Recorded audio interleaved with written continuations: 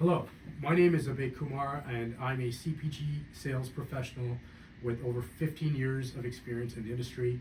And today I have the pleasure of having a discussion with Vijay Kumar, a marketing executive leader with over 35 years of experience across a multitude of organizations, ranging from tier one multinationals to his own entrepreneurial venture of over 18 years.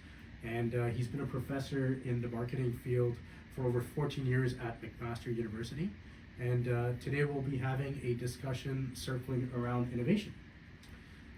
So Professor Kumar, you've been involved in over 20 different innovation processes and products. Can you tell us why innovation is important? Firstly, innovation is extremely important because organizations that do not innovate will die. And the reason that they will die is because there are changes that are taking place. These changes we can take in terms of three broad fronts. First, there are changes that take place with regard to consumers. Second, technology is changing at an ever faster pace. And thirdly, competition is changing, and that changes the environment. Right.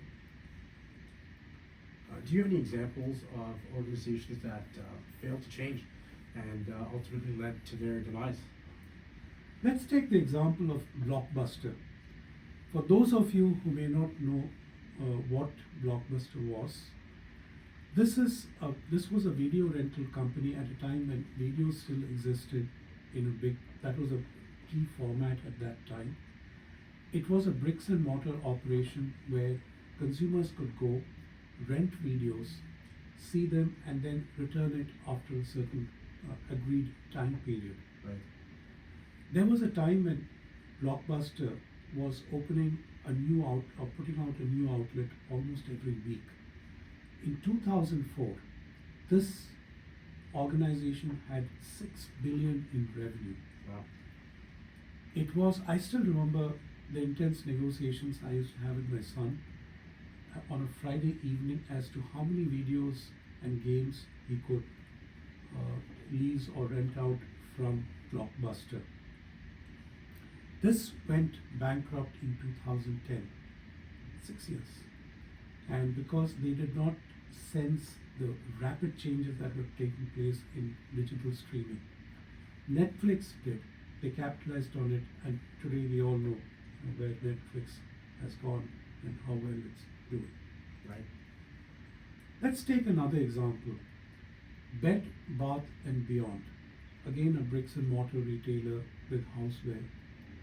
And some of their footprint of their outlets had sometimes 50,000 feet plus with the range of products they had. They, in 2018, recorded 12 billion in revenue. It went bankrupt in 2023. One of the key reasons was Bed Bath and Beyond did not tap into e-commerce, which is growing at a rapid pace at that time. Let's take a third example. And again, this is for those of you who may not have heard of this organization or this airline. In 1970, Pan Am was USA's largest airlines. Massive. It used to carry 11 million passengers, and it had a cash reserve at that time of 1 billion, 1970. It managed to run this cash reserve into bankruptcy by 1991. The company failed to innovate on processes that could handle rising fuel costs. It failed to innovate with new aircraft. It failed to innovate with new business models of running an airline business the way that many of their key competitors did. No, that's fascinating. Goes to show you that some of these key businesses that were ingrained in our fabric of society didn't change, and they're no longer here today. So clearly innovation is important for businesses to thrive, survive, and progress. And I know innovation is a critical pathway in organizations. Can you detail a little bit about the process and what makes it so important? When we look at innovation, innovation has steps in the process, and none of these steps can be glossed over or skipped. The steps have to be followed carefully and in detail. At each step, the intense detail that's required has to be given. It cannot be glossed over again, as I've mentioned. And this entire process from beginning till end is very critical because people are committing organizational resources, and some of these are in many organizations is very, very significant. In some innovation processes, the innovation detail models, they can be as many as 36 steps. What we will do is, let's simplify in the new product development process these various steps into 5 broad steps. The first step is opportunity identification.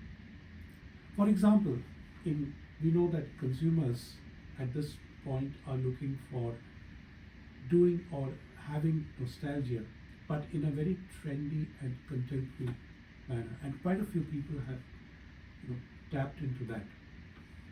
What we will do is we will take each one of these 5 steps in subsequent episodes in greater detail. Step 2 is having had the opportunity identification. We then move into generating either a concept or a series of concepts, which can then be put into the validation process, where we check these concepts and do intense market research to find out how the concepts are stacking up in terms of the data we get and the parameters we're looking for. The fourth step is then with either a validated concept, or sometimes it could be a couple of concepts. These get into development both on the technical front and the commercial front, which also includes commercialization.